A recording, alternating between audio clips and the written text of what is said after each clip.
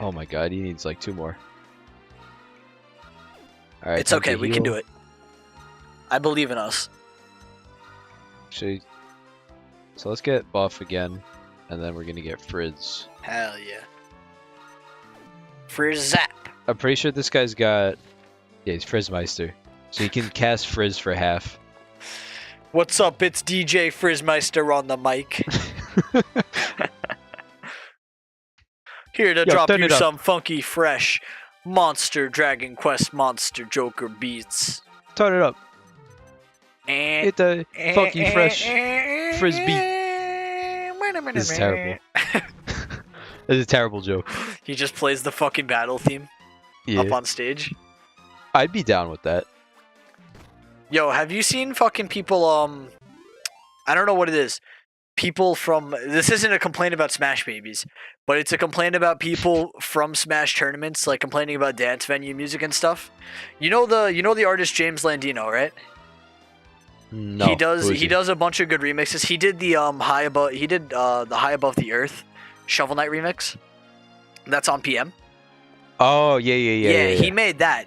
People were like complaining about fucking music at the venues being like too gamerish, and it's like, I don't know. I'd fuck with James Landino DJing some venues and stuff, because I know he also DJ'd for a bunch of Smash tournament venues. Yeah, so I could only assume that it was him that they were talking about.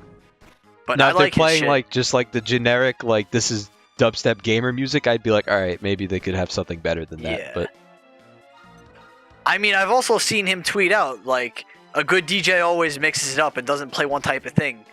So I'm assuming that he definitely wouldn't play one single genre of music all the time, long enough for people to want to complain about it. But I don't know. Maybe it's just Smash Babies.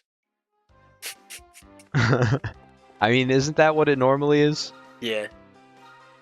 Isn't that what it always is? That's what it always comes down to. Every time. Alright, so now that we've been farming monotonously for like 4 hours, we could probably move on a little bit. I'm down with that. Try and make a little more progress. The problem is, I don't think we're strong enough to do her the next challenge to unlock everything. We might be able to, because we're locked off. That gate over there is locked. Oh, fuck that. So we have to do another challenge to get out more of the island. Okay. Actually, we should try it. I'm gonna switch up our team to a better team. Okay. And then, actually, how much does this guy need to level up? 55. He'll get it. Let's just fucking maybe we want to fight and no, because once we fuse together new monsters, they're gonna be weak. They're not gonna help us with the challenge anyway. Yeah. So I'm gonna zoom back and I'm gonna heal us up, like get all our mana back, and then we'll do that challenge, and we'll have the whole place, and that'll probably be better. Okay. All right, let's save up again, as saving is important. Saving is always important because you don't want to have to replay a good portion of your game. That is true. I hate doing that. Yeah. We didn't, that's actually something we didn't mention, is we lost the save file in between the first and second session of this. Oh, yeah. We did. It was rough. So I went back and regrinded everything. Took a bit. But what's up with us and losing save files? I don't know. We're just bad at it. I think we're just bad at Let's Playing, dude. Yeah, probably. Bad at management. Bad at everything. And that's why we're closing the channel again. Yeah, that's for the 14th time. On this video, now. We're actually just stopping right. That's it. Just kidding. We've already made that joke a bunch. 15 slimes in 3 minutes. That's actually really and 40 seconds, I think. Yeah. Yeah, that's actually significantly easier than the amount of time they gave last time, because it was 9 in 2 minutes. So I think we're getting a little more time than we would have.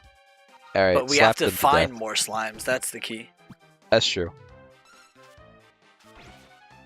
Kill them. This is one where it benefits to have monsters that don't have really long attack animations. Yeah. Unfortunately, we've got the longest attack animations. Oh my god, Mister, you He's just couldn't gotta take waddle any... up real slow. Think about it for a second. Smack him with the hammer. Alright, is there one over here in this corner? Nope. Keep going. You gotta do this, Justin. They're eager to fight me. This is good, though. There's a bunch right here. They are looking for death. Alright, kill him. Oh, they gotta fight first. That's another thing. If we had faster monsters, because a lot of our shit is really slow, we'd go first, which also saves us time. Yeah, they don't have to perform all their 3 animations. Yeah, which we don't takes have to watch so them. much time out of it. We don't have to watch them slowly slap us. Mhm.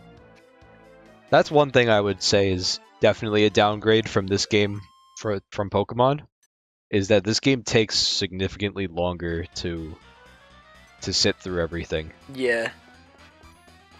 And I remember, but Gen 4 is kind of slow with the attack animations and the health bars, but Gen 5 has like the fastest turns in the entire series. Is That's Gen another- 4 where they... Gen 4 is the one we're playing. Oh, okay. I was gonna Gen say, 5 is because the I one with the imagine the weird one where they sprites. go to 3D is probably slow just because it's the first time they did 3D. No, it was actually pretty quick because I mean Really? they already have 3D worked out through like with the Coliseum games and stuff. Oh, So yeah, they okay. they have an idea of how they want their animations to work. For the most part, it's just health bar movement speed and camera angle shifting. Mhm. And Gen 5 was again the fastest for that stuff. The one thing that people don't really talk about too much. Because I mean, it seems like a trivial thing to talk about when you're talking about JRPGs, but like, you know. Well, people don't think about that all the time, you know? Yeah, absolutely. It's Like, that's definitely a like thing. the amount of time it takes for the damage to actually be done determines so much in terms of how the battles feel. Mhm. Like, if you have to sit there and watch the health bar drain relatively slowly, it makes it, it really adds a lot of time. Because in a game like this, like if you're sitting there, you have to fight like 100 battles, like you're grinding, every second matters for how long the battle is.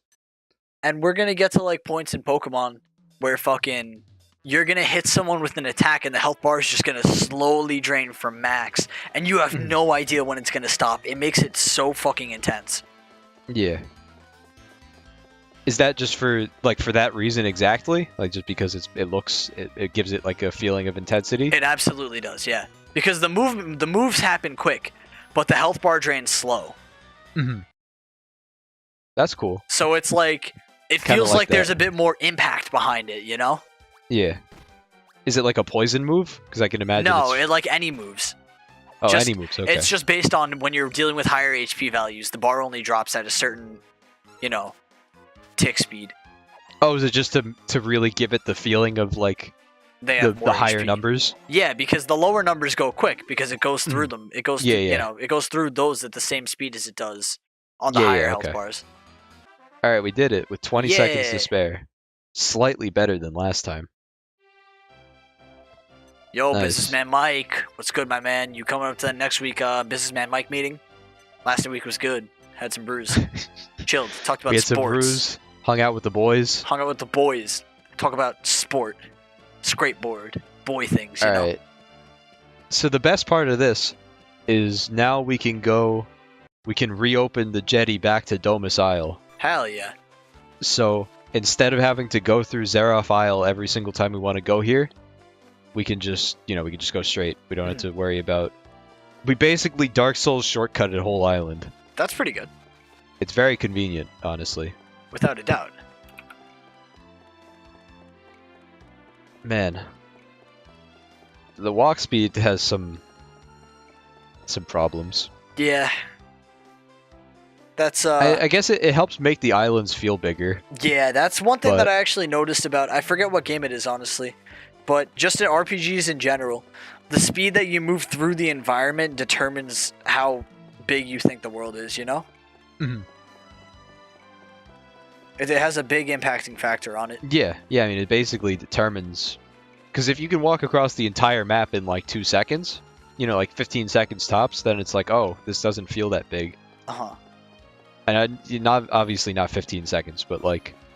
Just as an But, analogy. if you're going fast, it definitely makes the world feel smaller. Mhm. 'Cause that's one thing that's kind of good and bad about like the Elder Scrolls games and like Fallout is the maps are kind of big and it does take a good chunk of time if you actually decide to walk across. Mhm. Which is nice because it makes it feel more in-world, like this is actually like a world and not just like a small like play area designed specifically for you to walk through. Yeah. But also, it's a pain in the ass if you're trying to do that and not fast travel. Also true, because you have to make it so that you have to make it fun enough to walk through that you don't just decide to fast travel everything all the time, because you Yeah. want people to actually explore the world if you're going to spend the time to create it, but you don't Mhm. want to create so much that it's too intimidating to go through. Yeah. 'Cause that's one thing that I felt when I played Xenoblade Chronicles. Two? Right, that's the one. No, not Oh, two. no, yeah, Xenoblade Chronicles. Yeah. I feel like that game, the world is almost too big. Like it's impressive and the world's really cool and fun to explore. Wait, I But think it it was almost Xenoblade feels- Chronicles X. I think that was the name. X. Yeah, something like that. It was the one that's not It's- Xenoblade 1 or 2. Yeah, it's not the one with Shulk. It's Yeah. the one after that with The characters Elma. that no one. Oh, was Elma her name? Elma's the only one I can remember. Oh, Elma. Elma's the one. She was like the She was the brown-skinned leader. girl. Yeah. She was cool. Yeah, I She was agree. the dual swords. That was dope. Mhm. And yeah, that game, like it almost felt like the world was too big. Like it felt like there was too much or not too much to explore, but it was that you would never truly get to explore everything. Yeah. Which I don't know. That might just be me because that Dude, feels. I don't know. We spent so much fucking time on that game trying to get a mech. Oh Yeah. my god. That was the Yeah, I most remember. heinous process of all fucking time. We literally spent like 20 plus hours on different, not probably way more than 20, I feel. We Actually, spent a good chunk of time. I think it was that much time exploring the entire world on foot in the lame fucking part of the playthrough, where we Mhm. couldn't have a mech and fight all the cool shit, so we had to fight the lame shit. Well, one of the things that really sucked was that the game was limited by you had to like get your friendships with your partners to certain levels to do certain missions. Uh-huh.